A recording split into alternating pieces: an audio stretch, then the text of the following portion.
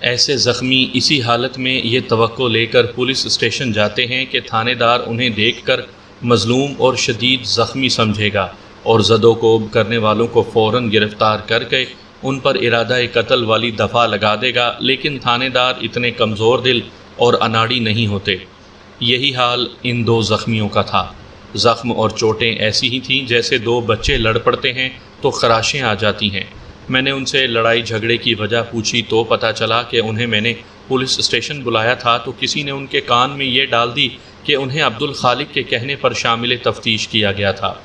یہ لوگ اس وہم میں مبتلا تھے کہ عبدالخالق ان پر یہ الزام ثابت کرنا چاہتا ہے کہ عائشہ کو اس بہاری نوجوان نے جو اس کے پیچھے پڑا رہتا تھا اغوا کیا ہے۔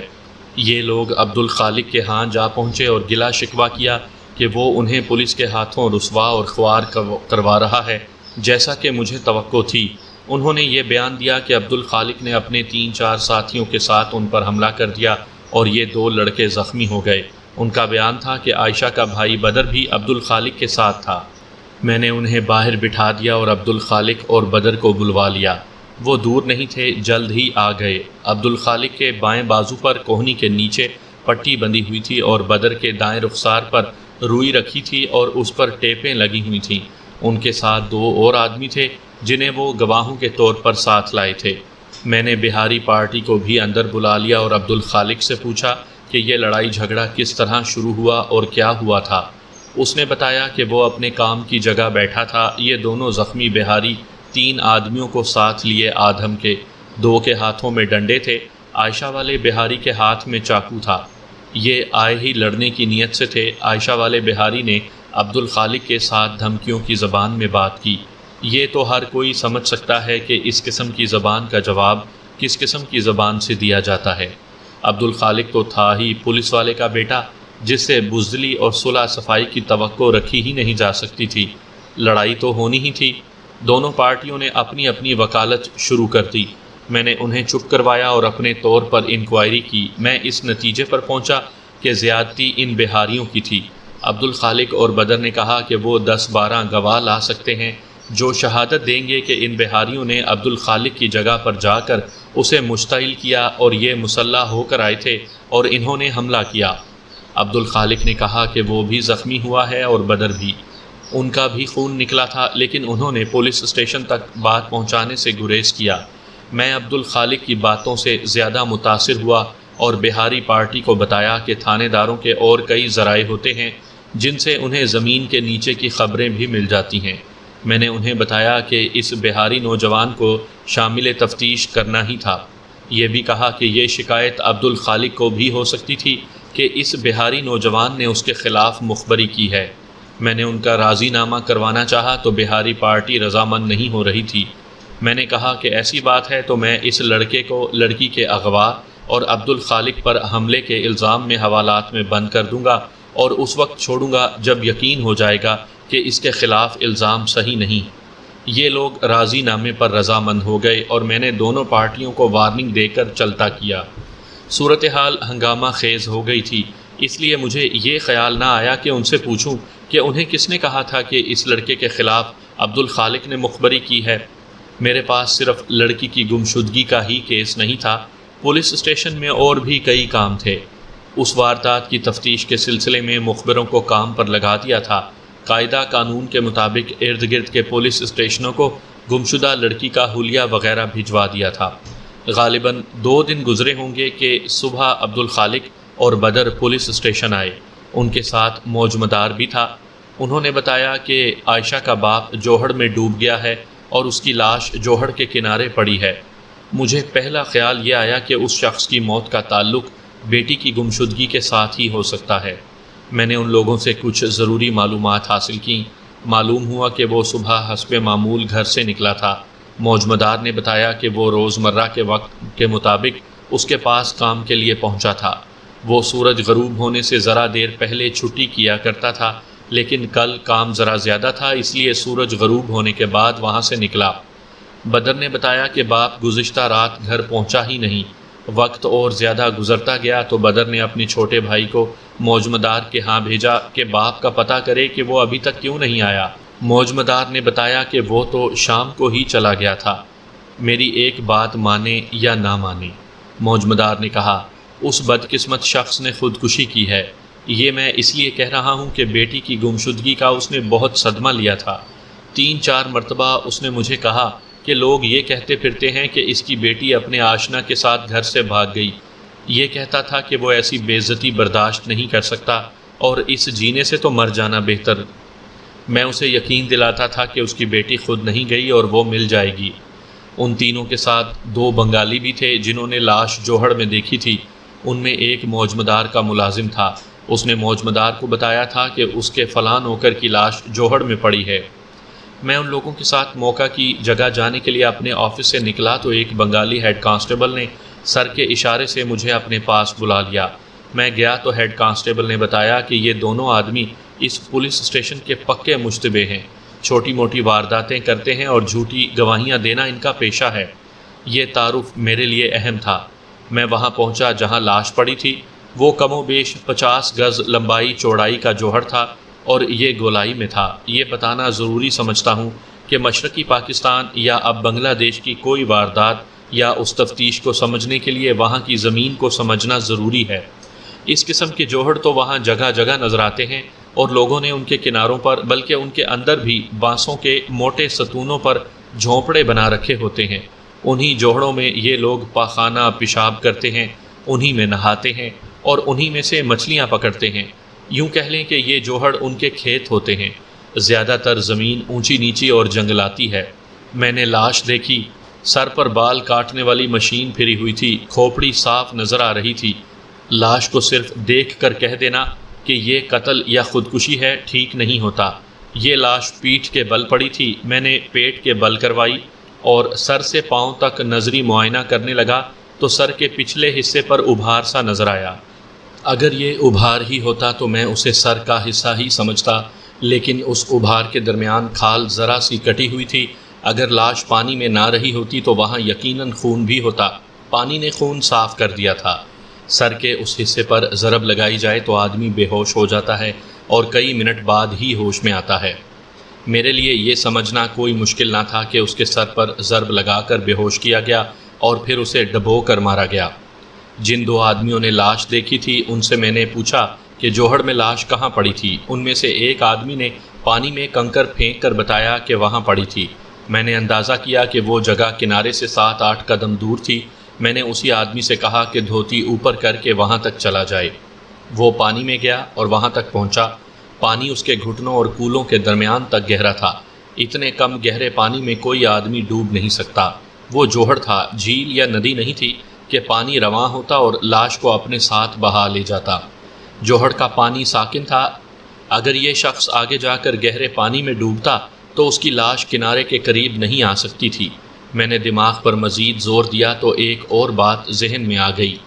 اگر اس شخص کو خودکشی ہی کرنی تھی تو اس کم گہرے جوہڑ میں نہ کرتا۔ شہر کے بالکل قریب ہی دریائے گنگا بہہ رہا تھا اور راجشاہی کے قریب آ کر تو یہ دریا اور زیادہ جوش و خروش میں آ جاتا تھا۔ یہ شخص بڑے آرام سے وہاں تک پہنچتا اور اپنے آپ کو دریا کے حوالے کر دیتا۔ میں نے خودکشی کے خیال کو الگ رکھ دیا۔ تفتیش سے بچنے کی خاطر میرے سامنے سیدھا راستہ تھا کہ اسے خودکشی لکھ دیتا، لیکن اب میں پاکستان پولیس کا آفیسر تھا اور شک میں کوئی فیصلہ دینے کو فرائض سے کوتاہی اور بددیانتی سمجھتا تھا۔ ویسے ہی پولیس والی چھٹی حص بتا رہی تھی کہ یہ خودکشی کی واردات نہیں۔ لاش پوسٹ مارٹم کے لیے بھجوا دی اور جن 2 بنگالیوں نے لاش دیکھی اور نکالی تھی ان کو اپنے ساتھ پولیس اسٹیشن لے آیا۔ یہ اس لیے کہ میرے ایک ہیڈ کانسٹیبل نے بتایا تھا کہ یہ دونوں مشکوک آدمی ہیں۔ اب اگر میں یہ سپرد قلم کرنے بیٹھ گیا کہ ان کے ساتھ کیا باتیں ہوئیں اور کیسے کیسے سوال کر کر کے انہیں زج کیا تو یہ معاملہ بوریت کی حد تک طول پکڑ جائے گا۔ ان کے ساتھ میرا رویہ اور انداز ایسا ہو گیا جیسے انہوں نے ہی اس بوڑھے کو ڈبو کر قتل کیا ہو۔ یہ تو میں نے انہیں صاف ہی کہہ دیا کہ عائشہ کی گمشدگی کا سراغ ان کے سینوں میں ہے۔ میں نے انہیں یہ بھی کہا کہ یہ جب تک سچی بات نہیں بتائیں گے جانے نہیں دوں گا۔ آخر ایک بول پڑا، لیکن اس نے بھی یہ نہ بتایا کہ یہ خودکشی ہے یا قتل۔ ان میں ایک تو موجمدار کا ملازم تھا اور دوسرا اس کا دوست۔ اس نے بتایا کہ لاش انہوں نے ہی دیکھی تھی اور جوہڑ سے نکالی بھی تھی اور موجمدار کو بتایا تھا کہ اس کا فلاں نوکر ڈوب کر مر گیا۔ اس نے بیان میں واضح الفاظ میں کہا کہ موجمدار نے ان دونوں سے کہا تھا کہ وہ ہمیں خاصے پیسے دے گا اور وہ کام یہ کریں کہ ہر طرف یہ بات پھیلا دیں کہ اس بوڑھے کو بہاریوں نے ڈبو کر مارا ہے، اور بہاریوں کے ہاں یہ بات پھیلا دیں کہ ان پر یہ الزام پنجابیوں نے لگایا ہے، پھر بنگالیوں میں یہ بات پھیلا دیں کہ پہلے ہندوؤں نے ہمیں مارا تھا اور اب پنجابی اور بہاری ہمارے آدمیوں کو مارنے لگے ہیں۔ انہوں نے یہ بھی بتایا کہ موجمدار انہیں اور اپنے ہاں کام کرنے والے بنگالی مزدوروں وغیرہ سے اس طرح کی باتیں کرتا رہتا ہے کہ ان پنجابیوں اور بہاریوں کو یہاں سے نکالو ورنہ یہ تمہیں غلام بنا لیں گے اور بھوکا مار ڈالیں گے۔ وہ کہتا ہے کہ یہ ملک تمہارا ہے اور یہاں جو ہندو ہیں وہ تمہارے ہمدرد اور خیر خواہ ہیں۔ انہوں نے تفصیلاً یہ بات سنائی تھی۔ اس کا مطلب یہ تھا کہ بہاری اور پنجابی آپس میں ٹکرائیں اور بنگالی ان دونوں کے خلاف محاذ بنا لیں۔ انہوں نے آخر میں یہ بھی بتا دیا کہ عبد الخالق اور بہاری نوجوان کو موجمدار نے آپس میں متصادم کروایا تھا۔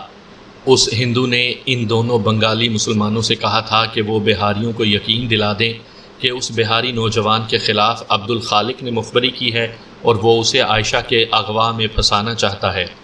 میں نے بہت کریدا ان دونوں کو بے حد پریشان کیا، لیکن انہوں نے یہی بتایا کہ عائشہ کی گمشدگی کا انہیں کچھ پتہ نہیں، نہ ہی یہ بتا سکتے ہیں کہ عائشہ کے باپ نے خودکشی کی ہے یا اسے قتل کی نیت سے ڈبویا گیا ہے۔ موجمدار کے متعلق یہ سن کر میرا تو خون ابلنے لگا۔ میرے دل میں ہندوؤں کی ایسی نفرت بھری ہوئی تھی کہ میرے بس میں ہوتا تو موجمدار کو گولی مار دیتا، لیکن میری مجبوری یہ تھی کہ مجھے قانون کے مطابق کارروائی کرنی تھی۔ اس قسم کا پروپیگنڈا کرنا کوئی جرم نہیں تھا، لیکن مختلف مذہبی، لسانی اور علاقائی لوگوں میں ایک دوسرے کے خلاف نفرت پھیلانا بہت بڑا جرم ہے۔ میں نے ارادہ کر لیا کہ وکیلوں سے مشورہ کر کے اس ہندو کے خلاف مقدمہ تیار کروں گا۔ قانون نے اس کی سزا 14 سال تک مقرر کر رکھی ہے۔ ان دونوں کے جانے کے کچھ وقت کے بعد پوسٹ مارٹم رپورٹ آ گئی۔ مرنے والا ڈوب کر مرا تھا اور اس کے سر کے پچھلے حصے پر شدید ضرب لگائی گئی تھی۔ رپورٹ میں لکھا گیا تھا کہ یہ ضرب اس کے مرنے سے پہلے لگائی گئی تھی۔ اگر مرنے کے بعد لگائی گئی ہوتی تو ابھار نہ ہوتا۔ ایسے ابھار زندہ جسموں پر ہی اٹھا کرتے ہیں۔ سامعین کرام، آپ سن رہے ہیں راؤ شجاع الدین ابو بکر مرحوم کی تفتیشی داستانوں میں سے ایک اردو داستان جس کا نام ہے بنگال کے بچھو۔ یہ اس سلسلے کی آخری اور قسط نمبر 2 ہے۔ مجھے امید ہے آپ کو میری یہ کاوش پسند آئی ہوگی۔ آپ نے اگر ابھی تک میرا چینل کہانی گھر سبسکرائب نہیں کیا تو ابھی میرے چینل کو سبسکرائب کر کے بیل نوٹیفیکیشن آن کر لیجئے تاکہ آنے والی ہر نئی کہانی کی اطلاع بر وقت آپ تک پہنچ سکے۔ اسی رات کا واقعہ ہے، غالباً 10 بج چکے تھے۔ میں سونے کی تیاریوں میں تھا کہ گورنمنٹ ہاسپٹل سے ایک آدمی آیا۔ اسے میرے ایک دوست ڈاکٹر عتیق الرحمان نے یہ پیغام دے کر بھیجا تھا کہ فوراً میں ہسپتال اس سے جا کر ملوں۔ اس آدمی نے اتنا ہی بتایا کہ ایک زخمی آیا ہے۔ میں سمجھ گیا کہ معاملہ کیا ہے۔ یہ میں آپ کو یہیں بتا دیتا ہوں، آج کل کوئی لڑائی جھگڑے میں زخمی ہو جائے یا کسی حادثے میں اسے پہلے کسی سرکاری ہسپتال میں لے جاتے ہیں۔ وہاں پولیس موجود ہوتی ہے، جو سمجھے کہ یہ پولیس کا کیس ہے تو زخموں کی لمبائی، گہرائی اور دیگر معلومات لکھ لی جاتی ہیں، اور یہ بھی کہ آلۂ قتل کوئی تیز دھار ہتھیار تھا یا آتشی اسلحہ یعنی رائفل یا ریوالور وغیرہ تھا۔ اس کے بعد پولیس یہ کیس رجسٹر کر لیتی ہے۔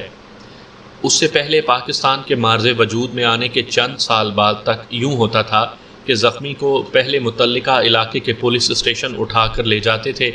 ایس ایچ او زخمی کے زخموں کی تفصیل لکھتا، پھر زخمی کا بیان اگر وہ ہوش میں ہوتا وہ لیتا، اس کے بعد زخمی کو ہسپتال بھیجا جاتا تھا۔ یہ طریقہ کار بڑا ہی خطرناک تھا۔ عموماً یوں ہوتا تھا کہ ایسے زخمی ہسپتال پہنچتے ہی زیادہ خون بہہ جانے کی وجہ سے مر جاتے تھے، جنہیں زخمی ہونے کے فوراً بعد ہسپتال پہنچا کر بچایا جا سکتا تھا۔ بعض تھانے دار 2-2 گھنٹے زخمیوں کو پولیس اسٹیشن میں روکے رکھتے تھے۔ اس کے نتیجے میں لڑائی جھگڑے کا عام سا کیس قتل کی واردات بن جاتا تھا۔ آگے چل کر ہمارے اس طریقہ کار میں یہ ترمیم کر دی گئی کہ زخمی کو پہلے ہسپتال پہنچایا جائے اور ڈاکٹر فوراً پولیس کو بلوا لے۔ ڈاکٹر عتیق الرحمان کا پیغام ملتے ہی میں احتیاطاً ایک ہیڈ کانسٹیبل اور 2 کانسٹیبلوں کو ساتھ لے کر ہسپتال پہنچ گیا۔ میرا خیال ٹھیک نکلا۔ وہاں ایک نوجوان ہندو کو لایا گیا تھا جس کی گردن اور کندھے کے درمیان چاقو لگا تھا۔ یہ جگہ نرم ہوتی ہے، اس لیے چاقو زیادہ نیچے اتر گیا تھا۔ ہنسلی بچ گئی تھی۔ زخمی یہ نہیں بتا رہا تھا کہ اسے یہ چاقو کس نے مارا۔ وہ 2-3 بیان بدل چکا تھا، جن میں ایک یہ احمقانہ بیان تھا کہ اس نے الماری کھولی تو اوپر کھلا چاقو رکھا جو گر پڑا اور اس کے کندھے میں اتر گیا۔ کوئی بے وقوف آدمی بھی ایسے بیان کو صحیح تسلیم نہیں کر سکتا۔ ڈاکٹر نے زخمی کا خون تو بند کر دیا تھا اور مرہم پٹی ہو رہی تھی۔ زخمی نے مجھے وردی میں دیکھا اور پھر میرے ساتھ ہیڈ کانسٹیبل اور کانسٹیبلوں کو دیکھا تو وہ سخت گھبرایا۔ ڈاکٹر صاحب، میں نے زخمی کو ڈرانے کے لیے کہا، یہ سچ نہیں بول رہا، اس کی پٹی اتار دیں اور اسے ہسپتال سے نکال دیں، خون بہہ جانے سے یہ 15-20 منٹ میں ہی مر جائے گا۔ ڈاکٹر عتیق الرحمان نے ہاتھ روک لیا۔ زخمی کے تو چھکے چھوٹ گئے، پھر بھی وہ جھوٹ بولنے سے باز نہیں آ رہا تھا۔ وہ ہندو تھا، میں جانتا تھا کہ ہندو کتنے دلیر ہوتے ہیں۔ ڈاکٹروں نے مجھے بتایا کہ اس کا باپ اور ماں اس کے ساتھ آئے ہیں۔ میں فوراً باہر نکلا اور انہیں الگ کر کے کہا کہ وہ بتائیں کہ ان کا بیٹا کس طرح زخمی ہوا ہے، ورنہ اس کی مرہم پٹی نہیں ہوگی اور یہ خون بہہ جانے سے مر جائے گا۔ وہ آخر ماں باپ تھے اور پتہ چلا کہ یہ ان کا اکلوتا بیٹا ہے، باقی بہنیں ہیں۔ یہ ان دونوں بوڑھوں نے صاف بتا دیا کہ ان کا بیٹا گزشتہ رات ایک لڑکی کو ساتھ لایا تھا اور اسے الگ کمرے میں رکھ کر ماں باپ کو یہ بتایا تھا کہ یہ ایک یتیم ہندو لڑکی ہے، اس کے گھر والے مسلمانوں کے ہاتھوں مارے گئے تھے اور کل اسے ہندوستان بھیج دینا ہے۔ زخمی نے ماں باپ کو سختی سے منع کیا کہ وہ لڑکی سے نہ ملیں۔ وجہ یہ بتائی کہ وہ ذہنی طور پر ٹھیک نہیں، ایسا نہ ہو کہ وہ بھاگ جائے۔ اس نے بتایا کہ مسلمانوں نے اس کے ساتھ بہت برا سلوک کیا ہے، جس کے نتیجے میں اسے پاگل پن کے دورے پڑتے ہیں۔ ماں باپ نے اس بیان کو سچ مان لیا اور خوش ہوئے کہ ان کے بیٹے کے دل میں اپنی قوم کی اور اپنے مذہب کی کتنی زیادہ محبت اور احترام ہے۔ لیکن واردات کی رات یعنی اگلی ہی رات ان کا بیٹا لڑکی والے کمرے میں گیا اور تقریباً نصف گھنٹہ بعد باہر نکلا۔ اس کے کندھے سے خون چشمے کی طرح ابل ابل کر نکل رہا تھا جس پر اس نے ہاتھ رکھا ہوا تھا۔ انہوں نے زخم دیکھا تو ان پر غشی طاری ہونے لگی، اسے ہسپتال لے آئے۔ ماں باپ نے مجھے یہ بھی بتایا کہ یہ کہتا تھا کہ یہ کسی کو نہ بتانا کہ گھر میں ایک لڑکی ہے۔ اس نے ماں باپ کو یہ بتا دیا کہ اسے چاقو اسی لڑکی نے مارا ہے اور اسی لیے وہ کہتا تھا کہ لڑکی کو نہ دیکھنا کیونکہ اس پر پاگل پن کے دورے پڑتے ہیں۔ باپ نے اس کمرے کے دروازے کے باہر والی چٹخنی چڑھا دی اور اس طرح لڑکی کمرے میں بند ہو گئی۔ میں نے ڈاکٹر عتیق الرحمان سے جا کر کہا کہ اس کے زخم کی ڈریسنگ کر دے اور میں اس کے گھر لڑکی کو پکڑنے جا رہا ہوں۔ ہیڈ کانسٹیبل کو وہیں چھوڑا کہ وہ زخمی کے ساتھ رہے۔ اس کے جھوٹے بیانات سے مجھے شک ہو رہا تھا کہ یہ معاملہ کچھ اور ہی ہے۔ میں اس ہندو زخمی کے باپ کے ساتھ اس کے گھر گیا، دونوں کانسٹیبل میرے ساتھ تھے۔ ان دونوں کو میں نے بتا دیا کہ ایک لڑکی کو پکڑنا ہے جو پاگل ہے اور اس کے پاس چاقو ہے۔ میں اس وقت تک لڑکی کو پاگل ہی سمجھ رہا تھا۔ اس گھر میں داخل ہو کر میں نے دروازے کی چٹخنی اتاری اور بڑی احتیاط سے دروازہ کھول کر کمرے میں داخل ہوا۔ ایک نوجوان لڑکی ہاتھ میں چاقو لیے یوں تیار کھڑی تھی جیسے مجھ پر حملہ کر دے گی۔ میں نے اس پر ذرا سا بھی رعب نہ کسا، نہ اپنی تھانے داری کی نمائش کی۔ بڑے پیار سے کہا کہ یہ چاقو مجھے دے دو، میں تمہیں گرفتار کرنے نہیں آیا، پہلے تمہاری پوری بات سنوں گا۔ میری انسان شناس نگاہوں نے مجھے یقین دلا دیا تھا کہ یہ لڑکی ہندو نہیں اور یہ پاگل بھی نہیں۔ تم میری نہیں سنو گے، لڑکی نے کچھ اردو اور زیادہ تر بنگالی زبان میں کہا۔ تم اس کو نہیں پکڑو گے جو مجھے یہاں زبردستی لایا ہے، اسی لیے میں نے اسے چاقو مارا ہے۔ پھر لڑکی نے ایک ایسی بات کہی جس سے میری روح بھی تازہ ہو گئی۔ اس نے کہا، یہ پاکستان میرا ہے، ان ہندوؤں کا نہیں۔ میں مسلمان ہوں، میں نے کہا۔ ہمارے پاکستان میں تمہاری بات چلے گی، اپنا نام بتاؤ۔ عائشہ، اس نے جواب دیا۔ پہلے ایک ہندو شرما موجمدار نے مجھے اپنے قبضے میں رکھا تھا اور کل اس کے پاس بھیج دیا۔ بدر کی بہن ہو؟ میں نے پوچھا۔ ہاں ہاں، اس نے پرجوش آواز میں جواب دیا، بدر میرا بڑا بھائی ہے۔ میرے ساتھ آؤ عائشہ، میں نے کہا، میں تمہیں ہی ڈھونڈتا پھر رہا ہوں۔ میں نے ہاتھ آگے کیا تو اس نے خون آلود چاقو میرے ہاتھ میں دے دیا۔ میں نے تفتیش کے قواعد و ضوابط کے مطابق ان لوگوں کے 2 پڑوسیوں کو بلوایا اور اس گھر کے بڑے آدمی یعنی زخمی کے باپ کی نشاندہی پر لڑکی برآمد کی۔ وہیں بیٹھ کر اس شخص کا بیان لکھوایا کہ لڑکی 1 روز پہلے یہاں لائی گئی تھی اور اسے اس کا بیٹا لایا تھا۔ میں نے دانستہ یہ نہ لکھا کہ لڑکی نے اس شخص کے بیٹے کو زخمی کیا تھا۔ میں اس واردات کی تہہ تک پہنچ گیا تھا۔ عائشہ نے بیان بھی دیا کہ یہ نوجوان لڑکا اس کی جبری آبرو ریزی کرنے کی کوشش کر رہا تھا۔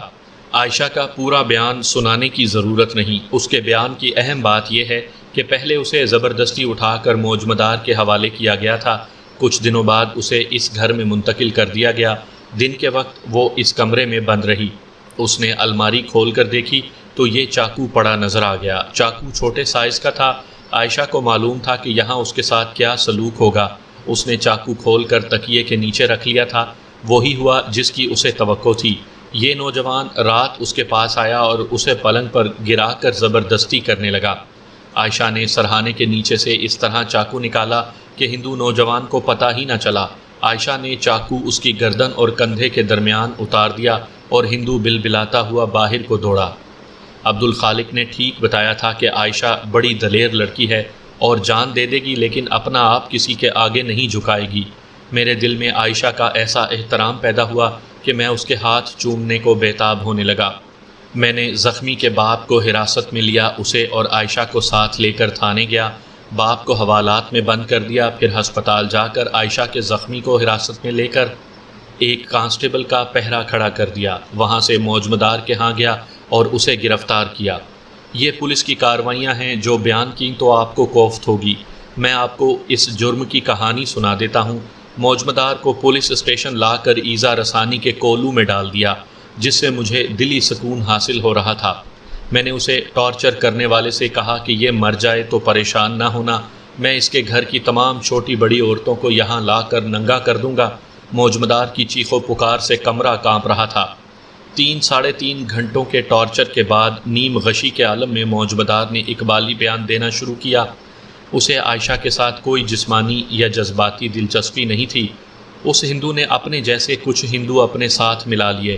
مشرقی پاکستان میں رہنے والے ہندوؤں کو کانگریسی لیڈروں نے یہ مشن دیا تھا کہ مشرقی پاکستان میں رہ کر مسلمانوں کی نظریاتی تخریب کاری کرنی ہے اور بنگالی اور غیر بنگالی کے درمیان منافرت پیدا کرنی ہے، اور یہاں کے بنگالی مسلمانوں کے دلوں میں یہ نظریہ پیدا کرنا ہے کہ بنگال صرف بنگالیوں کا ہے، مغربی پاکستانیوں کا نہیں۔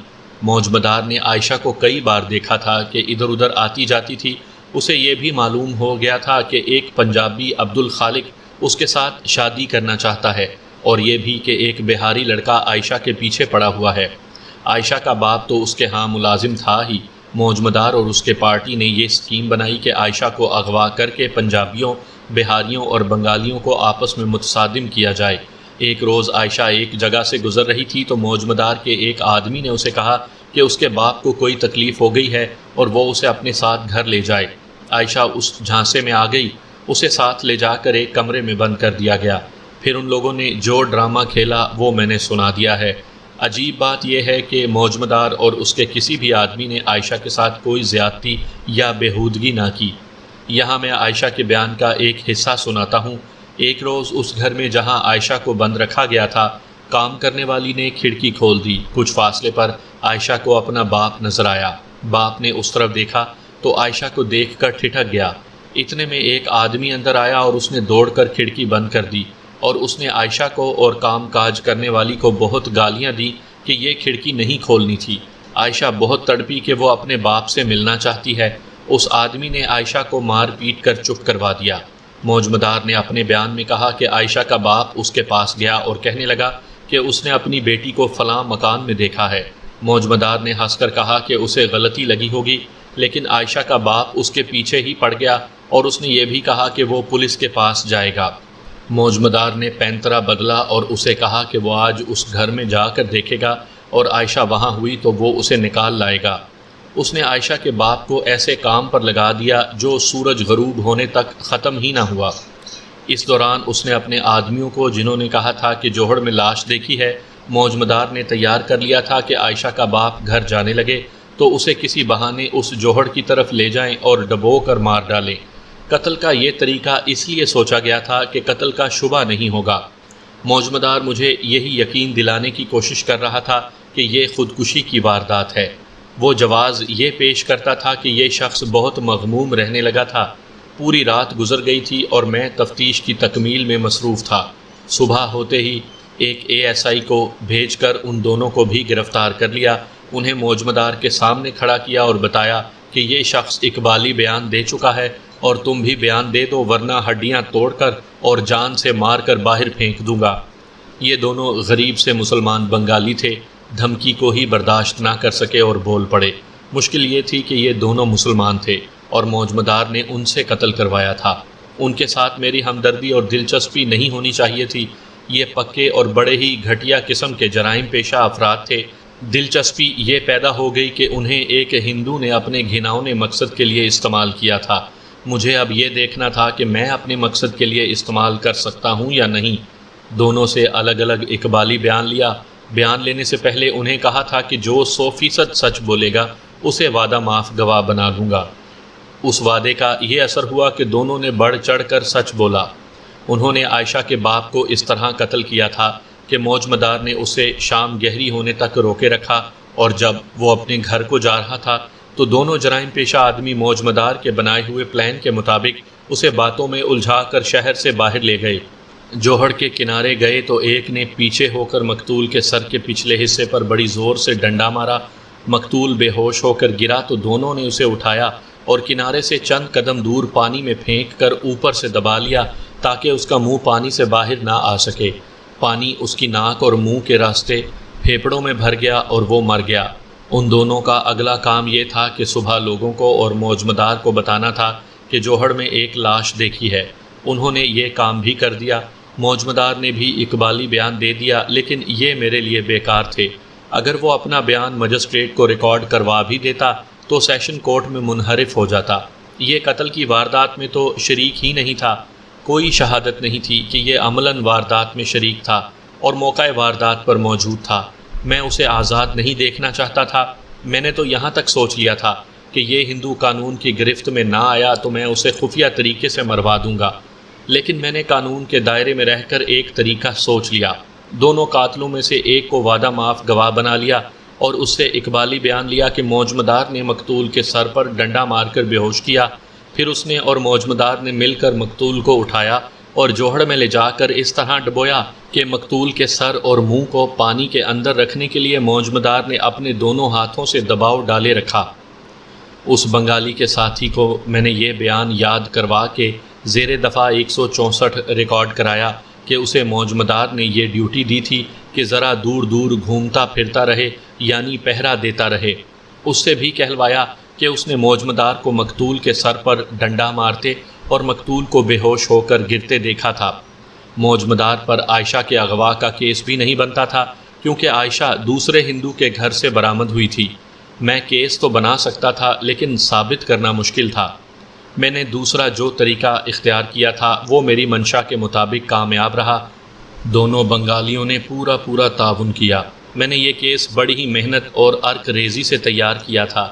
موجمدار کا وکیل ہندو تھا جو بہت ہی تجربے کار اور قابل ایڈوکیٹ تھا، لیکن وہ موجمدار کو سزائے موت سے نہ بچا سکا۔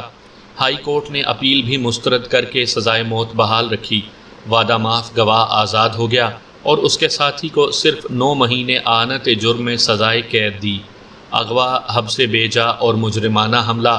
میں نے عائشہ کو پہلے ہی اپنے مطلب کا بیان یاد کروا دیا تھا، جس سے یہ ثابت کرنا مقصود تھا کہ عائشہ کو اس ہندو نے خود اغوا کیا تھا۔ جھوٹے سچے گواہ ڈال کر میں نے یہ کیس ثابت کر لیا تھا۔ میں نے ایک ہندو کو پھانسی چڑھوا دیا اور ایک کو جیل بھجوا دیا، لیکن میں مشرقی پاکستان کو بنگال کے ان بچھوؤں سے نہ بچا سکا۔